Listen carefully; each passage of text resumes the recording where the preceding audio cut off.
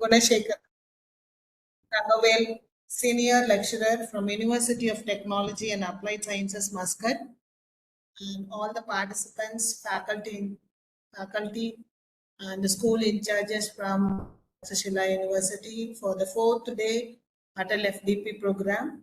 And Sir is going to handle the session about the role of 5G in building smarter, sustainable cities.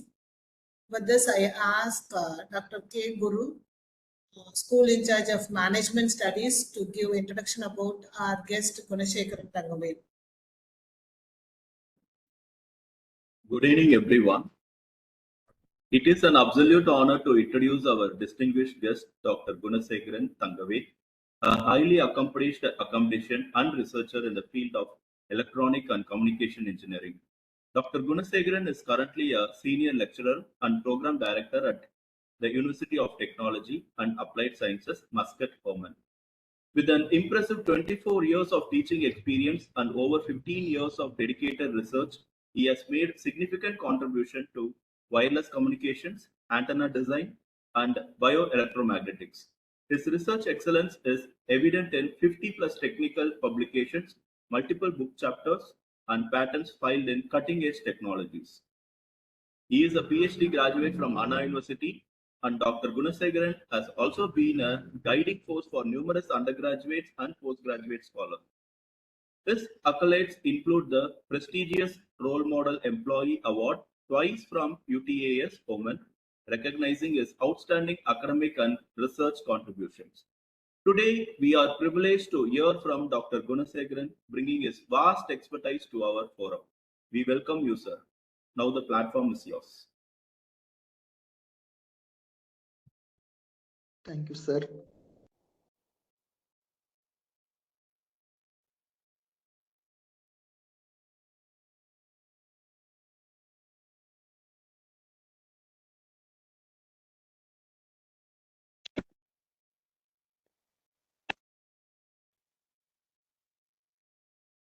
My screen visible? Yes, sir, it's in progress. It's not. Okay. The slide is not. Okay.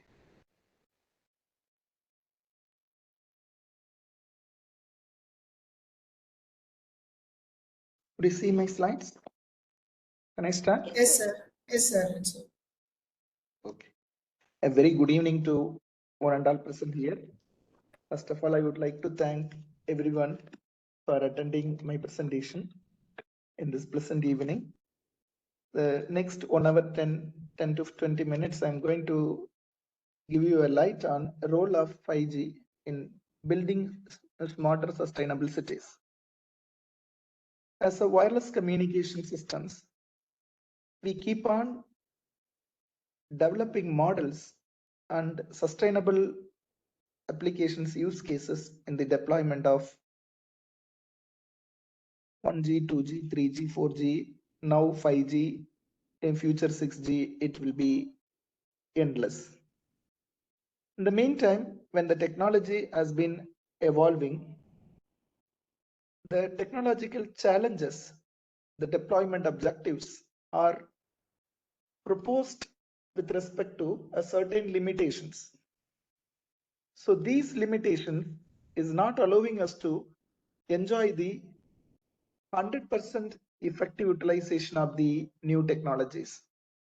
As academicians, researchers like us can capable of understand the bottlenecks and let us provide some solutions towards the bottlenecks.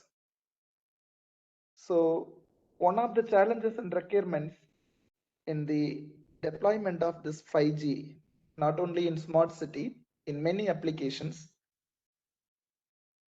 how we are going to effectively use the spectrum allotted for this 5G. So why we need this 5G and 6G? Why we are not happy with this 4th generation networks? That was my first 10 to 15 minutes talk. Then once we know the need and utilization of this future wireless technology generation systems, let us see the challenges and requirements for implementing it for the use cases. And next, let us see the realization of the millimeter wave frequencies for 5G and 6G. And we focus towards the solution to provide a coverage and capacity in terms of antenna. So I will be giving some structures and concepts behind the antenna design for the 5G in smart city applications. Now, why we need 5G? Is it simply 4G plus 1? It is not actually. Let us see the history of the first generation, second generation, third and fourth generation networks, which we have been already experienced a lot. When the first generation communication system is evolved, this helps us only for voice communication. Instead of a traditional wired telephone, this particular 1G systems replaces your wired systems with a wireless.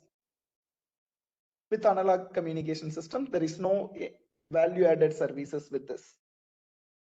Then people were not happy with this. So the ITUT, a 3G partnership program, they started to evolve this second generation wireless communication systems. Enhanced digital version of that 1G. 1G is full of analog continuous time signal. So this 2G provides voice solutions along with some short messages in digital form, digital modulation techniques. Then slowly, we have been experienced the 2.5 generation networks, which we call it as general packet radio services, where a minimal amount of your GSM network has been utilized for data transmission. So slowly value added services have been incorporated. When 2G has been evolved, the complete 1G services are shut down across the globe. So keep this one in mind. When 2G evolves, the complete 1G services have been switched off. Now, after this 2.5G, the 3G has been came into picture. We call it as universal mobile telecommunication services, with a spectrum which is slightly greater than this 2.5G or 2G systems. And this 3G is completely a failure model. Why? There are two major reasons we are not succeeding with this 3G. One is the spectrum inefficiency. The second one is use cases, which is slightly greater than this GPRS, nothing more than that. Very soon, many countries going to switch off this 3G, shutting down the operations of this 3G. Now we are enjoying this fourth generation wireless communication system, which we call it as LTE, long-term evolution, with the frequency band of operation which is equal to 2.4 gigahertz. You know you are using your 4G. Would you know what is the downloading speed proposed by this 4G theoretically? Then what is the practical downloading speed you are getting in the peak hour? Are you getting 100 Mbps data practically? Would you check your mobile phone when you are downloading, when you are attending this online conferences like this? Would you be able to check what is the maximum download speed you are getting? What is the theoretically proposed speed when 4G has been deployed? And what is the practical speed which we are getting now? Why this theoretical proposed speed is not matched with the at least closer to the practical one? That is the first question. The second one, when 4G communication is coming into picture, still we are using 2G. So when 2G evolves, 1G is completely shut off. But when 3G comes, your 2G is still alive. When 4G comes, still 70% of the 2G towers are alive. And they are not thinking of switching off this 2G, but they are thinking of switching off this 3G. Why? So these questions we have to ask frequently. Then we'll get some solutions that will lead us to develop certain models for analyzing the future wireless communication networks. When 5G is going to come, is already deployed in many countries, not full-fledged, at least 50 to 60% of use cases have been implemented at lower band of frequencies, but it is not replacing the entire 4G. So the infrastructure and network opportunities are different with respect to 4G and 5G systems. And also, when this 5G is completely deployed, it is not going to replace your 4G systems. Why? The reason is the 5G is totally a new network technology. And really, a subscriber like us, do you need 10 gigabits per second data for downloading and uploading? Imagine your movie files of say 400 MB, 600 MB, 1 GB will be downloaded within a fraction of seconds. Only we have that privilege here. Really, subscribers like us, we need 5G systems, 5G frequency band. Then who need this 5G? And what are the benefits of this 5G? We can give a lot of advantages in comparison with 1 to 4th generation networks. The first one is 1,000 times more mobile network capacity than today. Imagine, network capacity is 1,000 times greater than the current mobile network. I will tell you how this is possible. And 7 trillion wireless devices servicing over 7 billion people. This was the proposal. Then 10 to 100 times more user access capacity than today. Energy saving, very, very important. 1/10 of energy consumption ratio than today. Then reducing the average creation time cycle from 90 days to 90 minutes. Then 5 times reduced the end-to-end latency. The response time is very, very less in comparison with this 4G networks. And even in the low density areas like villages, you can able to access this 5G seamlessly. So these are all some of the features theoretically we are speaking.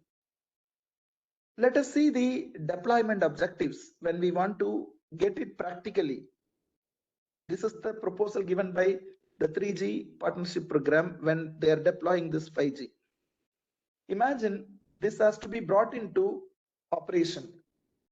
What are the challenges we are going to face before going to the use cases? Let me introduce the smart city since this is 4th day, so you might have a great knowledge about the smart city and smart surveillance system. There are simple smart city applications like smart street light that can be remotely controlled. But for that, this 5G is not going to do anything with that. Even this 2G, 4G is more than sufficient. Then this 5G is enabling some surveillance applications. The first and foremost thing is monitoring for pollution and other issues like gas leakage, water leakage, CO2 leakage, like. So this can improve these cities' overall safety as well as speed its response to infrastructure issues. Reason, we know it has a latency, end-to-end latency is very, very minimum. So we could able to accommodate these type of solutions which we addressed very quickly. Then these surveillances, for example, you have a lot of CCTV cameras. The footages can be collected in a cloud and you can able to retrieve and access from anywhere in the city or anywhere out of the city. So if this needs a huge amount of data to be stored in the system, as well as the data have to be analyzed in real time. For that, this 4G is not sufficient with this frequency of 2.4 gigahertz with a bandwidth of operating bandwidth of say 20 megahertz per channel. So this is not sufficient to retrieve the huge amount of video. So we need a system which has a huge bandwidth and its operations. So this is one of the necessity to move towards the sustainable city applications with the 5G deployment. Now, what are the deployment challenges? The planners and engineers working on smart cities and their devices have to consider the following factors. The first one, the 5G coverage in the community. I will explain this with a simple free space path loss formula. As a wireless communication system, we know we have a transmitter here and we have a receiver here. Okay, then the signal is passing the electromagnetic environment, the signal is passing in the free space. There is a loss, free space path loss formula. The path loss is equal to, simply it is a logarithmic parameter, but I will write directly to make you to feel how this is working, 4 by r by lambda the whole square, where r is the distance between the transmitter and the receiver. We know this lambda is nothing but c over f. This is electrical length, or we call it as wavelength. Just substitute here, you will get 4 pi r f divided by c the whole square. Look at this. This is a loss. This is a path loss. The path loss is directly proportional to, a free space path loss is directly proportional to the distance, the r. That is the coverage. If the coverage increases, the path loss proportionately increases. This is a universally accepted formula in the free space path loss model in the wireless communication system. But the second parameter which we are interested now is the frequency. So this 4G systems are operating at 2.4 gigahertz. So the path loss, if you substitute here, 2.4 gigahertz. But when we are talking about this 5G, okay, this 5G is operating in two different frequency band. I will show you that, then I will come back here. Yes, the two frequency ranges are FR1 and FR2, the two frequency ranges. FR1 is the lower spectrum, which starts from 700 megahertz and it will go up to 7.125 gigahertz. That is FR1. FR2 is very high frequency, millimeter wave frequency, which starts with the sub-millimeter wave frequency of 18 gigahertz and it can go up to 300 gigahertz. Imagine if you're operating your smart city applications like sustainability applications, use cases at the frequency range of 18 gigahertz to 300 gigahertz. Come to this formula now. This F is not 2.4 gigahertz. This is for LTE.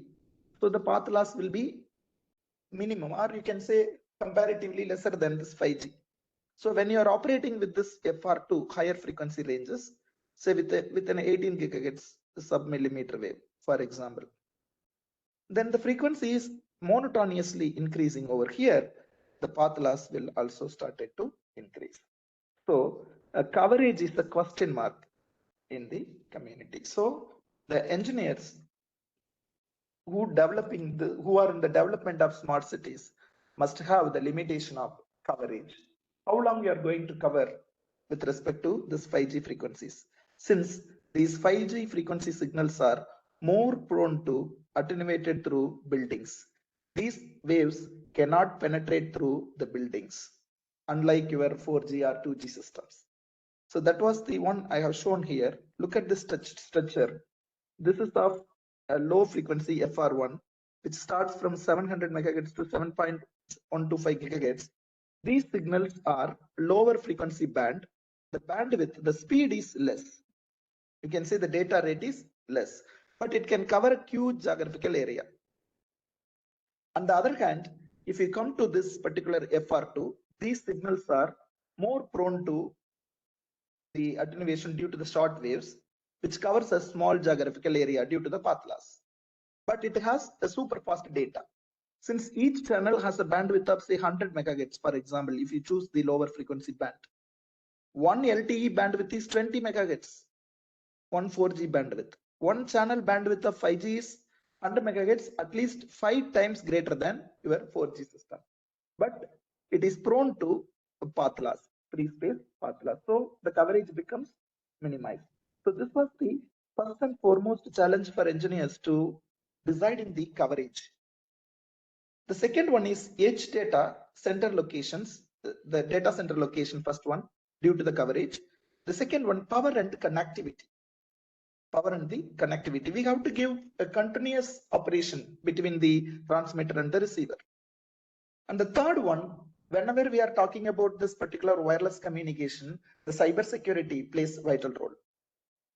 So this device and network security to minimize the potential for hacking. So this has to be taken into account. The last point is the data processing. You are dealing with a huge amount of data in the smart city.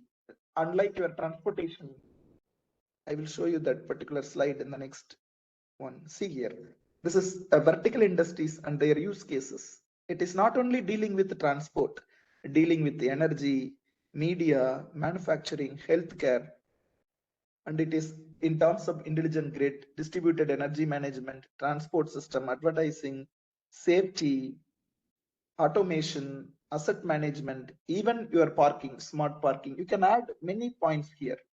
So if see such a use cases, the data processing application has to be with a big data analysis. So there are a lot of AI capabilities enabled to collaborate with this particular data analysis to cope up with this huge amount of data.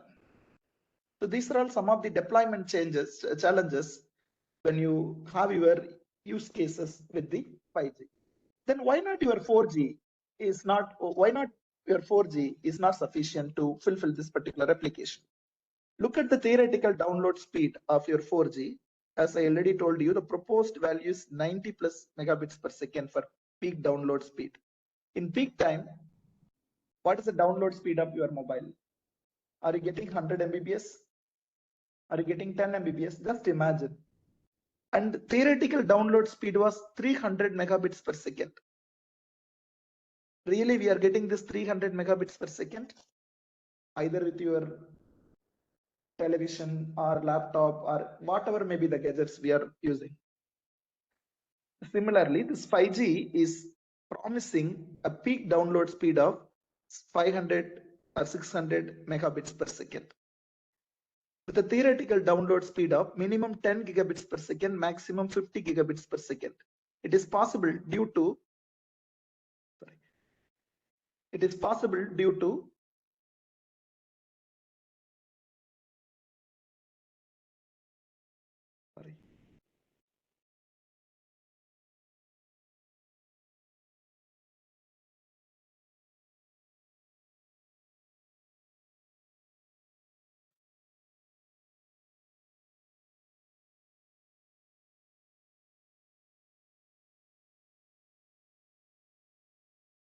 the system has to be adopted with this particular bandwidth and operational frequency points. So we need to deal all these things in a way such that the total amount of energy harvesting done with this particular 5G is providing a huge challenges towards the path loss. And as I already mentioned, the latency, end-to-end latency, look at this, it is 1 millisecond theoretically. 4G network is providing a 50 milliseconds. So it will be a very high speed, a fast response time network. So as I already mentioned, the free space path loss is keep on increasing when you increase the operating frequency. Even with 6G, which is operating with the terahertz range, 10 power 12 to 10 power 14 hertz, still this path loss becomes more, so which experiences a more attenuation characteristics with respect to different channel. So here the challenge has to be accommodated with respect to speed and coverage. So we have to compromise the balance between the speed and the coverage. These are all some of the technical objectives. The peak terminal data rate, as I already told you, it is 10 to 50 gigabits per second. Minimum guaranteed terminal data rate, that is the individual handset like IoT, medical IoT or general industrial IoT systems, it provides 100 megabits per second. Then active terminal density is 1 mega terminals per square meter, per meter square. And radio latency is less than 1 millisecond. So the response time. So the mobility support is at speed of greater than 500 km per hour. That's why nowadays in flights, they are giving in-flight Wi-Fi. Imagine, are you getting Wi-Fi in the metros? How many access points you need? If the train is moving with the speed of say 300 km per hour or 400 km per hour, could you able to experience the number of access points to be added, deployed to provide seamless, continuous connectivity? So this particular system capable of providing support at a speed of 500 km per hour, and accuracy of terminal location is within 5 meters. So these are all some of the technical objectives of your 5G system. These are all technical. Some of the objectives are non-technical. One is software-based system architecture. So we can have a network virtualization, seamless authentication. Like these are all some of the radio access technologies which will be helping with the capacity. Apart from all these things, you might have heard about this word TRAI, Telecommunication Regulatory Authority of India. They have a specific guideline, yardstick, how much power you could able to transmit in the free space without affecting the specific absorption rate of the living bodies, like our human body or any other animal. So this power and connectivity has to be taken into account. We have to follow the guidelines provided by the TRAI. One such example, you can use your mobile phone, you can check the specific absorption rate of your mobile phone. The specific absorption rate has been given in two heads. One is SCR for head and SCR for body.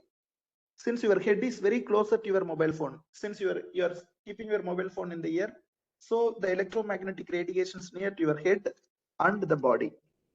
You go to the TRAI, they given for India it is 1.6 watts per kilogram is the maximum power the telecom service providers can able to give. So like that, imagine a 5G base station tower is installed. What could be the specific absorption rate? And really we could able to follow the guidelines. So we have to technically maintain the signal to noise ratio to be intended only to the particular user. Imagine this is the radiation pattern of the antenna. Imagine if the pattern is like this. My intended user is here, but the energy is delivered like this. So it will cover a huge unnecessary interference with the other systems. So we need a more dedicated systems. So the signal to noise ratio have to be maintained in such a way that follow the guidelines given by the TRAI. So these are all some of the technical and deployment objectives.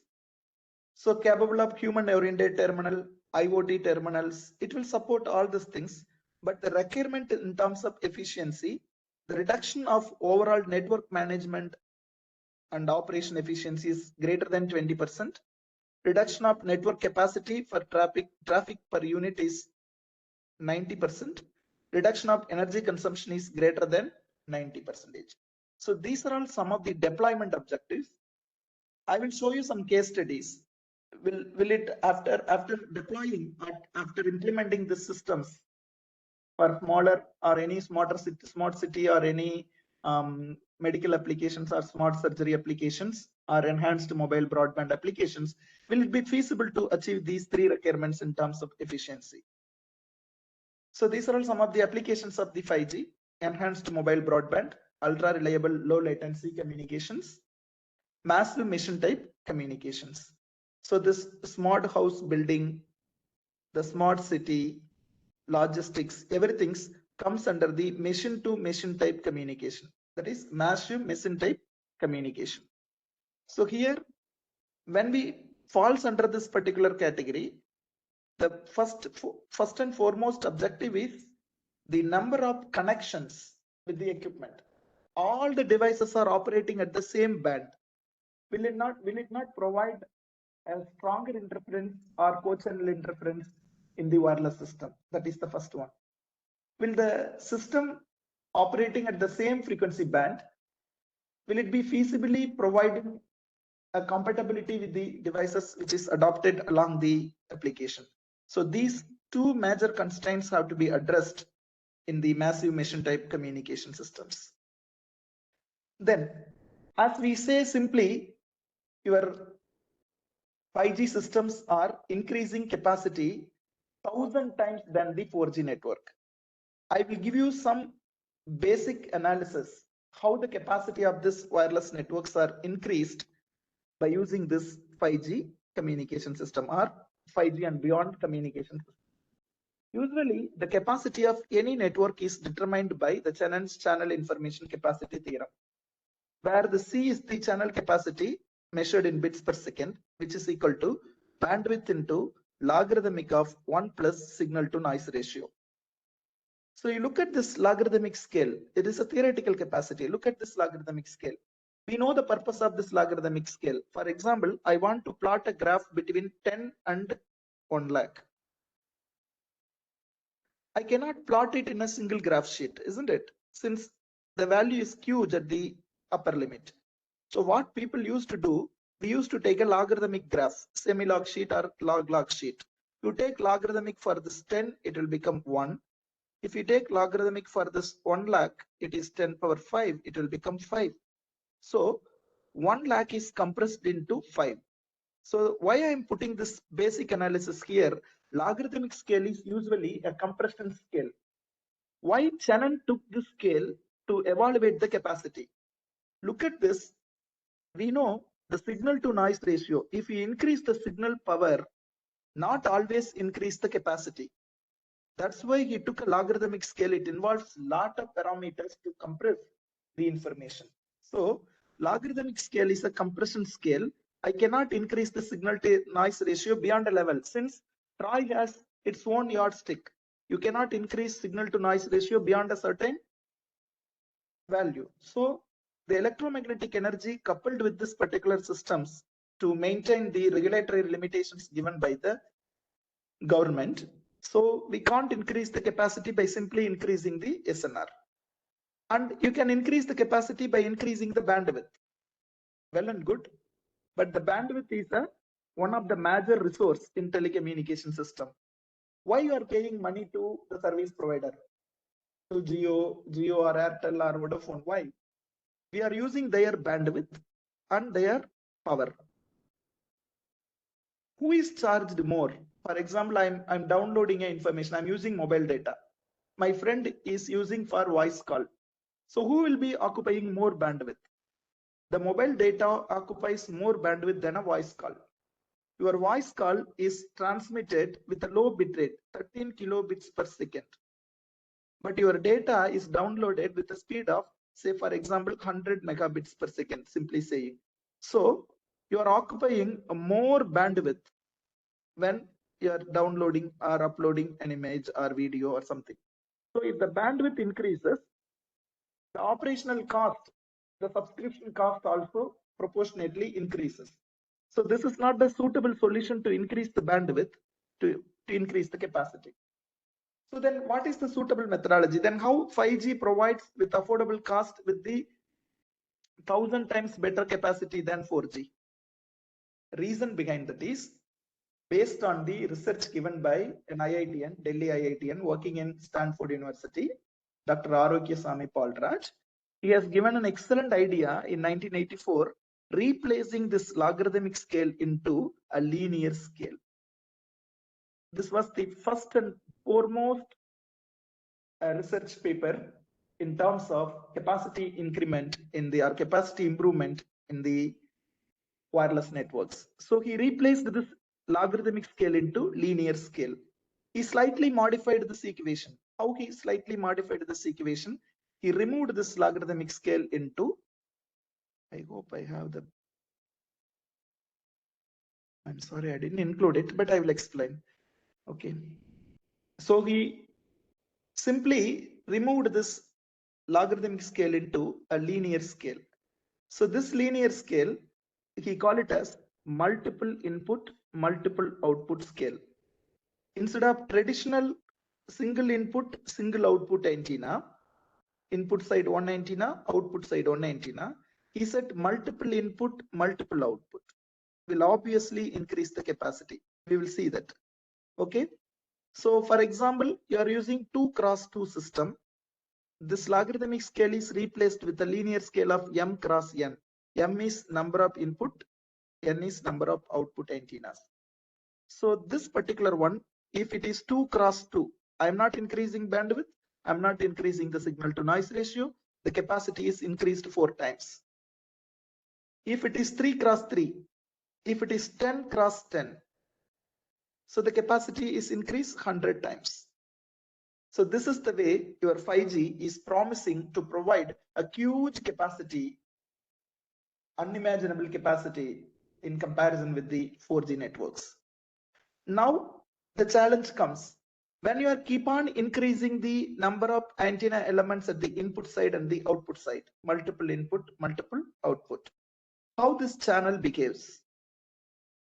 So this multipath effect simply increases the capacity and the number of antenna elements are increasing. For example, 10x10 MIMO means 100 antenna elements.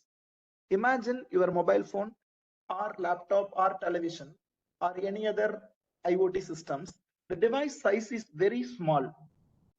It is not possible to implement such a massive antennas inside the handsets or gadgets. But in the base station side, like a cloud operation side and the access points, you can able to create such a huge amount. Space is not a problem. For example, imagine a cell phone tower, Jio tower or Vodafone tower. The space is not a problem. There you can implement this massive MIMO, provided, again, you have to come to this particular point, which is called the SNR, signal to noise ratio, meaning the limitation of the electromagnetic energy provided by the government. The Troy I said no, 1.6 watts per kilogram. So that has to be maintained. Otherwise, there is no problem with this beamforming effects. So the number of channels can be increased. So how many channels you are increasing? See, 1 to 1, 1 to 2, for example, 2x2, then 2 to 1, 2 to 4. So you are getting 4 channels. Here in the conventional system, only 1 channel. So 1 channel 20 megahertz. You are having 4 channels, so you can able to get at least 80 megahertz different data environment. How effectively you are coding and encoding, modulating and demodulating the information, that is another point of deployment with respect to digital communication systems. So this was the basic idea behind this 5G networks, to provide a huge capacities, larger capacities without increasing the signal bandwidth as well as the power. Okay. So now realizing this millimeter wave for 5G. So as I already told you, there are a lot of advantages, but major disadvantages, the high path loss, susceptibility to blockage. These signals are blocked by buildings or any high-rise structures, trees, even your mobile objects like car or even your bicycle can obstruct this particular signal. So the second one is the cost, device cost and the power. What is the device cost and power? For example, you consider any of your mobile phone, any model of your mobile phone. The first stage and the last stage of your mobile phone is simply an RF power amplifier. It is simply a power amplifier. We know these power amplifiers are constructed by using active devices like your BJT or CMOS, JFET or MOSFET like devices. Nowadays, we are going with the on-chip amplifiers. Okay, so these amplifiers are operating at a frequency of, say, 18 gigahertz sub-millimeter wave frequency. If we keep on increase the input power, your output power will increase up to a certain region. Since the BJT characteristics you could see here, okay, here you are increasing the VBE with respect to the collector current.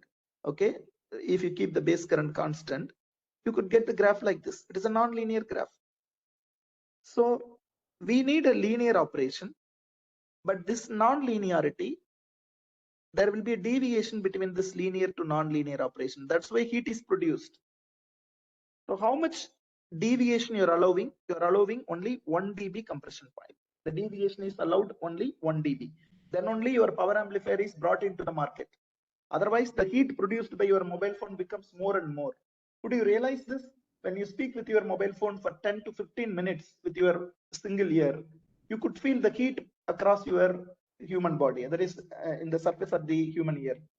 So these things to be taken into consideration when you design the power amplifiers with respect to the IoT devices as well as the other. This is the cost and power challenge. So these two challenges are overcome in a proper way before deploying these devices in the smart city use cases. And we have a lot of advantages. We could speak the large bandwidth, multi-gigabits per second data rate, super fast data rate, flexible deployment. Even you can have your 4G network. The same tower, you can place your 5G. And your 5G will be operated in two manner. One is standalone 5G, another one is non-standalone 5G, where you are using your 4G equipment to create a 5G. How? One channel of your 4G is 20 megahertz, right? So if you combine 5 channels of your 4G network, you could get 100 megahertz of non-standalone 5G. So flexible deployments are feasible. So we can get a high capacity with dense spatial reuse advantages. The major disadvantage is these signals are prone to path loss, high path loss, and the power, the cost and the power amplifier at this high frequency regions. And the solutions are in threefold. The first solution is intelligent directional beamforming and beam tracking. Instead of using a conventional antennas, MIMO is one of the solution.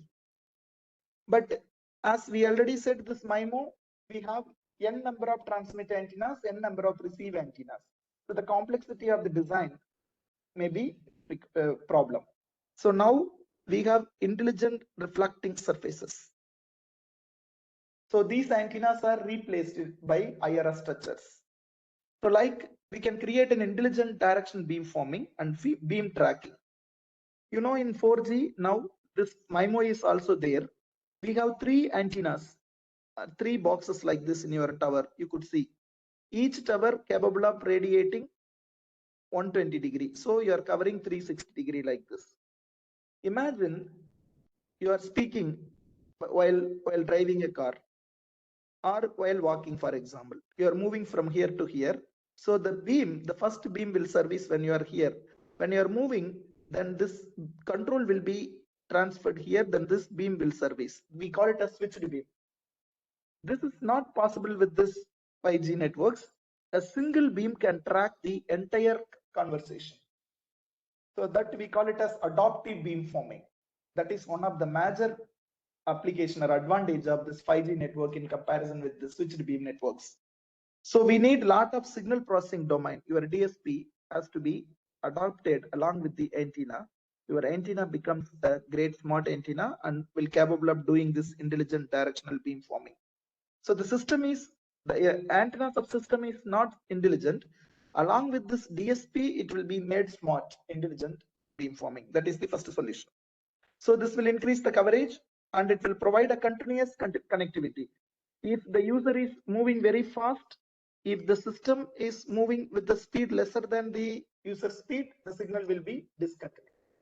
So we won't be able to provide a continuous connectivity over there. The next one is the tight interworking between sub 6 gigahertz and millimeter wave frequency. So you can operate either standalone or with the non-standalone with the lower frequency band.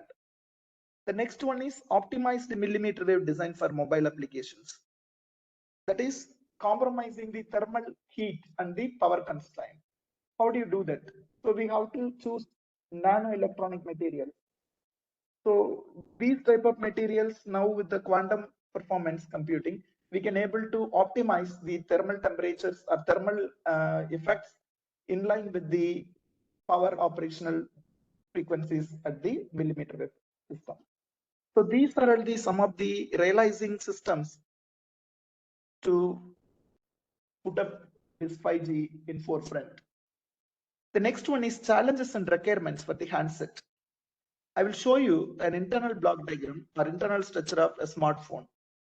Look at this. This phone is 2023 model. look at this, how many antennas you have in this phone. Imagine this, that it's having LTE MIMO antenna here, then LTE MIMO antenna here for vertical polarization. Then one antenna is for Wi-Fi, then one is for Bluetooth, the another one is for GPS, the next one is for PCS CDMA applications. Imagine for a smart and what you can say value-added services, you have 1, 2, 3, 4, 5, 6 set of antennas placed over there. So these antennas are operating at dual band. One is at 4G, another is at the 5G. So you should need this dual operational bandwidth for high frequency and high speed applications. So this non-standalone mode is always a very big problem for the 5G phones. So if these 5G phones are operating at millimeter wave spectrum, there will be a huge RF complexity in the power amplifier and the system design. So care must be taken to clarify this particular dual band operations for the standalone and non-standalone operation. The next one is the higher bandwidth, meaning dynamic spectrum sharing. As I already told you, 30% of the entire network has been not effectively used by the service providers. So we have to use carrier sensing. We call it as software defined radio or cognitive radios to sense the unused spectrum with the dynamic sensed by other subscribers. So this is also one of the solutions. So the service providers would have a mutual agreement for the unused channels can be used by the other service providers with the nominal packages. The next one, as I already told you, the peak to average power ratio of the power amplifier. So here we have to maintain the regulatory limit given by the TROI-like regulatory operations, and we have to maintain the linearity. So we are allowing only 1 dB compression point for the practical systems.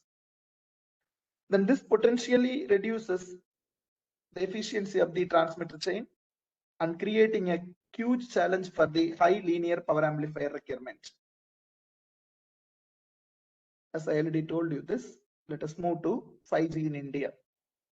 Within 5 minutes, we'll finish this India's spectrum allocation for this 5G. So the expected spectrum for the deployment, currently they are using 1 to 6 gigahertz and slightly above 6 gigahertz for high band or millimeter wave band. According to TROI website, we have 4 different frequency band. As I already told you, the first one ranges from 700 to around 7.125 gigahertz. This band is under deployment now. There are small use cases have been implemented in Mumbai, Delhi, Chennai, Bangalore like cities. And this TROI proposed a new frequency band in 2018. That is the lower band, which is starting from 3.3 to 3.6 gigahertz and below mid band of 6 gigahertz. That is still in FR1. And last year and before last year, 2022, 23, 24, TROI has given the millimeter wave frequency band to be deployed. You could go through the Samir Center, Chennai, then IITs, IISc Bangalore. They have been created their own test beds operating at this millimeter wave spectrum.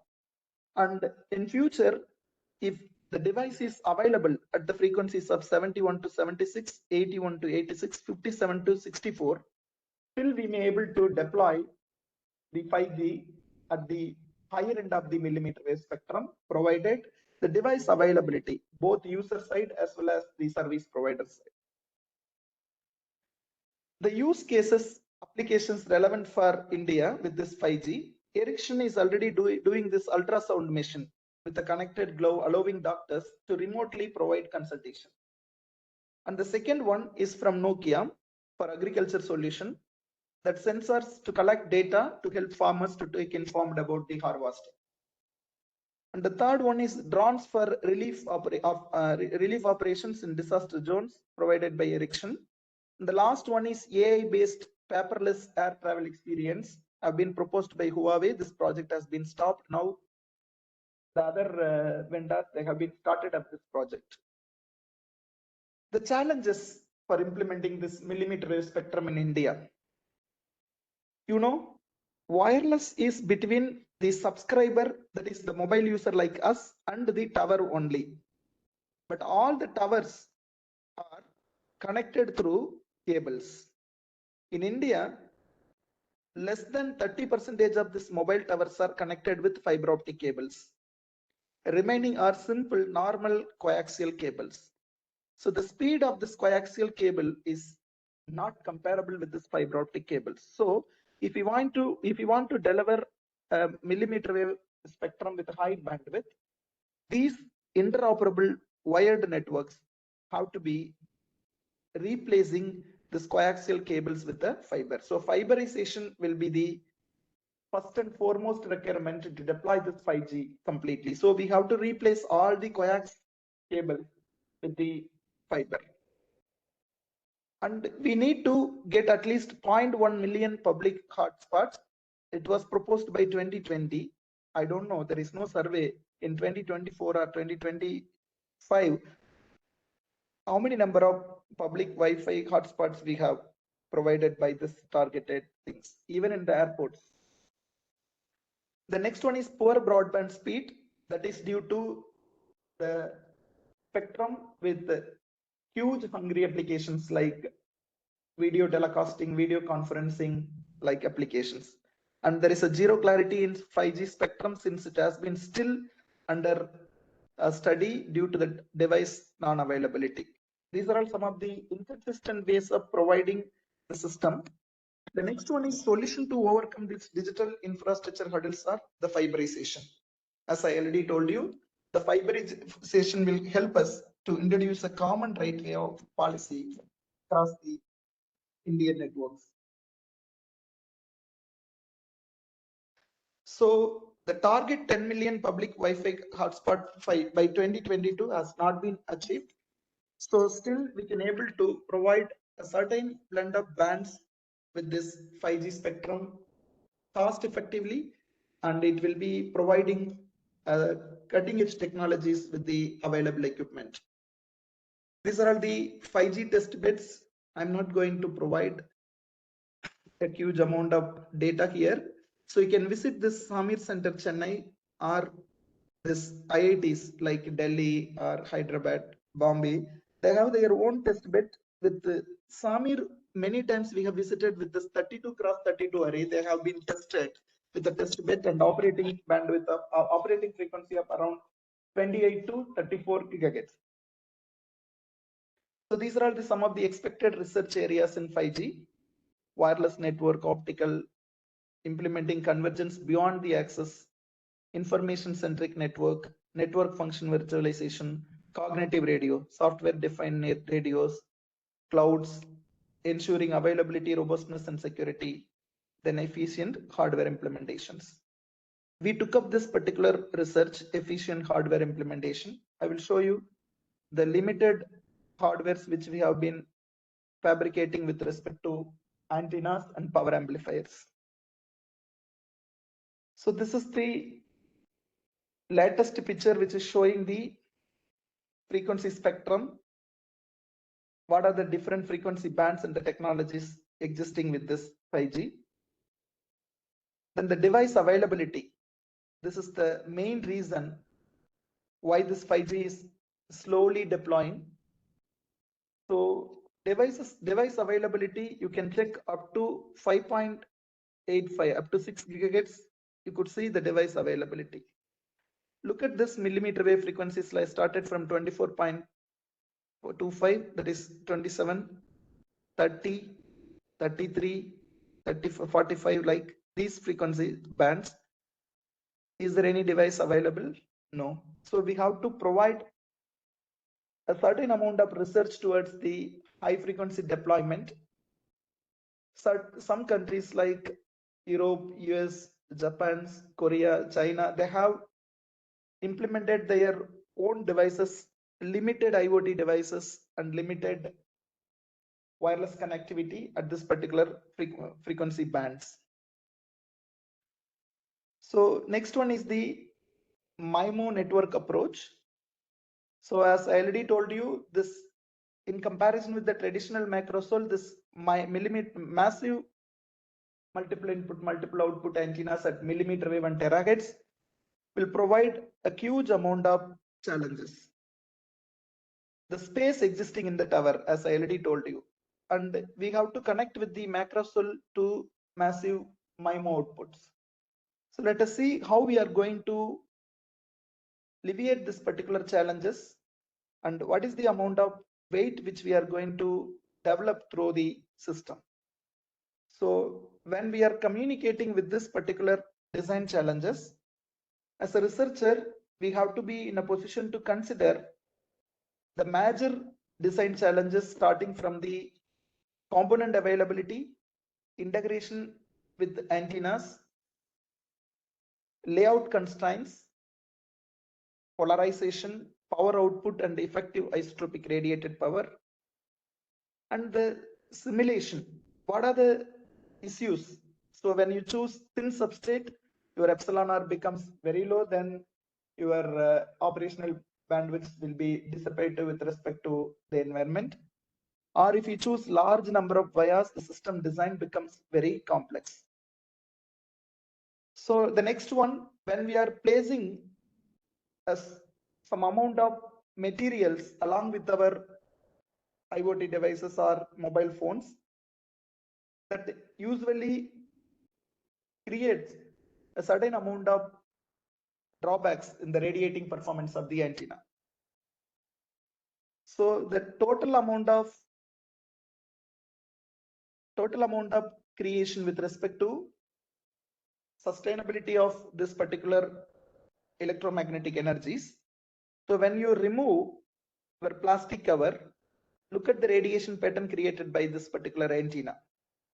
If you put a plastic cover with respect to your phone, you see the performance of or the radiation pattern of this particular antenna. So we are all using the back cover, isn't it? The plastic cover. So that used to create a certain performance degradation in the radiation. So care must be taken to analyze this MIMO antennas by means of these additional added packages with the mobile phones. Imagine this is a mobile phone we purposefully add. If you have something like an IoT measurement system, the system has to be covered with some of the fog or environmental changes. We are going to place some Redamu-like materials that will greatly affect the performance of the entire system, so that the net efficiency of the system will be degraded with respect to this thing. So one of the solution is frequency selective substrates with respect to this SCR, a specific absorption rate of the thing, so that we could able to create an environment where this particular effective parameters to be concentrated and maintain a great VSWR and bandwidth towards the performance of the antenna system. So this is some of the examples showing the MIMO beamforming in 5G. Look at this. This is 4G LTE. It provides a different kinds of beamforming, and you need a different control over this 4 antenna arrays. But look at this 5G MIMO. The radiation pattern is concentrated only on the desired site, and the beam reflection array, and you can able to get a certain amount of beam to be diverted. So the beam control may be greatly contributing towards the SNR. So the capacity is maintained with the same amount of antenna terminals. So what are the different antenna solutions we have to solve this particular effect? So we have two kinds of antenna systems. One is your directly fed antennas, either your microstrip or waveguide based antennas. Sometimes this bulky realization of this quasi optical antenna solutions at millimeter wave may not be useful for 5G. So these are all some of the literature review showing that which antenna has a high beam steering capabilities with a low side lobe level at millimeter wave frequencies. And we did some analysis using different array systems with a different element at microstrip using MATLAB. And we have come across a certain amount of assumptions with the different array configurations with MIMO. And we developed a system with this particular model. Also, we have been created the same structures with IE3D simulation tool. It is an electromagnetic optimization simulation tool. So we designed the same array structures implemented with respect to a ground plane structure with finite and infinite frequencies, with the frequency rate of ranging from 700 to 7.125 gigahertz. We chosen 4 frequency band. Then in millimeter wave, we chosen sub-millimeter wave of 18 gigahertz and 26 gigahertz. And we come across a lot of challenges when implementing these antennas at millimeter wave spectrum. When it is simply a 2.4 gigahertz, as we can able to achieve 73% of radiation efficiency when we use a linear array. In the meantime, we can get a maximum efficiency of 92% in circular. And in the meantime, we could go with the other parameters like the gain and the directivity. These two are the major. So consistently, the gain for this particular antennas are closely between 15 to 18. Directivity also maintained in the range of around 14 to 17. So this is more than sufficient for the short coverage applications like smart cities, only to communicate within the access points which are closer and within around 500 meters of surrounding. So if you want to cover a large geographical area, we have to go with other microstrip structures or substrate integrated waveguide structures. So the research is still going on with the 26 gigahertz. I didn't show the results since the paper is under review.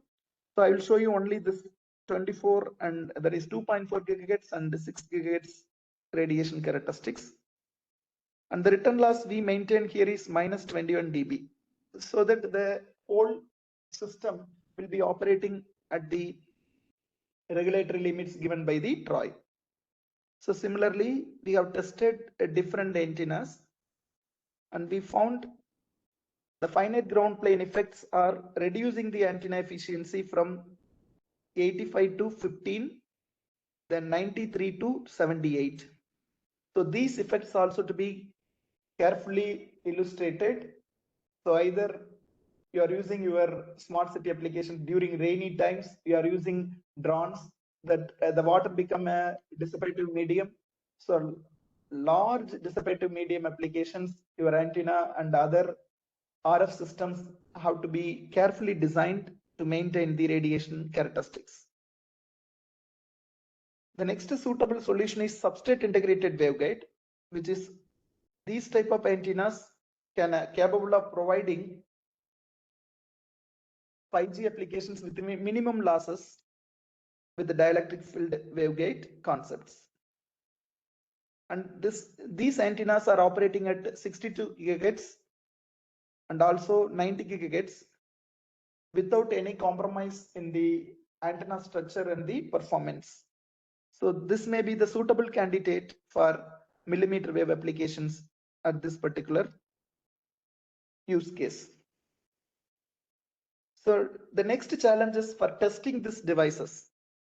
You are developing a model, simulating a model, creating a prototype. When you have to test this particular model, we have a lot of the challenges. The first one is 5G new radio configuration. Digitally speaking, that higher throughput structures are not available in the simulation environment. Configuring 5G new radio devices for optimum link adaptation. The next one is new radio beamforming performance with either you are doing beamforming at the baseband or you are doing the beamforming at the RF site. So there will be a greater difference between these two aspects at the millimeter wave frequencies. This is the one of the structure tested at Samir Center. We took this one from their website, and they have developed a millimeter wave RF system at 22.4 gigahertz, and they are using a hybrid beamforming antenna. The tested antenna is kept at the IIT Chennai, and the transmitting antenna is kept at the Samir Center. So these are all some of the challenging tasks for antenna design and power amplifier design at the 5G millimeter wave frequencies. Okay. So let us come to the conclusion stating that this 5G and 6G services in future will be more diverse. But the major advancements in the communication systems are allowing us to develop a model. In the meantime, there are a lot of RF significant challenges, and infrastructure requirement provides a strong bottleneck in the smart city and smart meter or many more applications. So massive machine type communications, the network have to be intelligent and more convenient in the frame size, multiple access, channel coding, a spectrum architecture. So all these things to be carefully framed to meet out the massive machine type communications in the use case. So again, to increase the coverage at the millimeter wave band, we have to choose a particular antennas, and those antennas have to be demonstrated with the limitations in the feed network, lens or frequency scanned antennas like IRS or your FSS surfaces. And sometimes these antennas looks like bulky, very difficult to implement in the smart receiving devices. So we need a certain antenna implementations for these type of antennas without compromising the antenna characterization parameters at millimeter wave band. So these are all my references. Thank you so much for the patient listening. I hope I have satisfied the title with the experimental results and the parameters which we have been concentrating in the smart city applications with antenna and RF constraint. Thank you so much, Takshila University management and staff and the participants. If you have any queries, you can.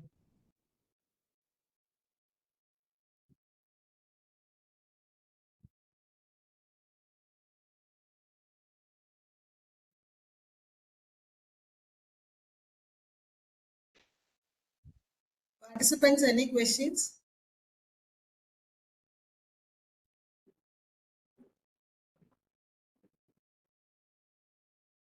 If you have any queries, you can.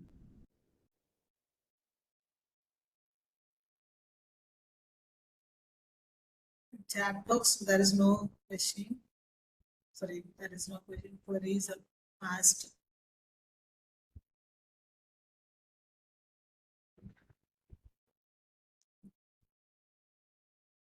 In future, if you have any doubt or any research in this area, you can contact me. My email ID is already with Professor Lata ma'am.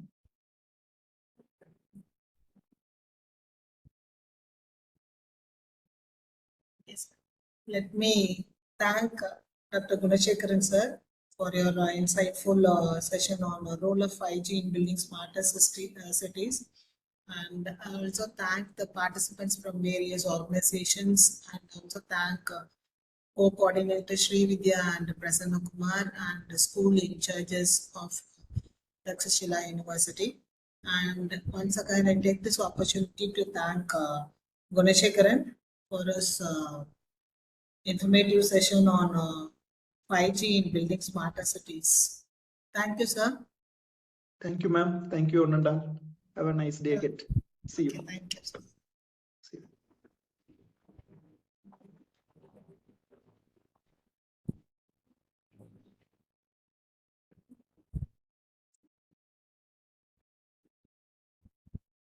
Participants, I have posted the feedback for this section. Kindly fill it.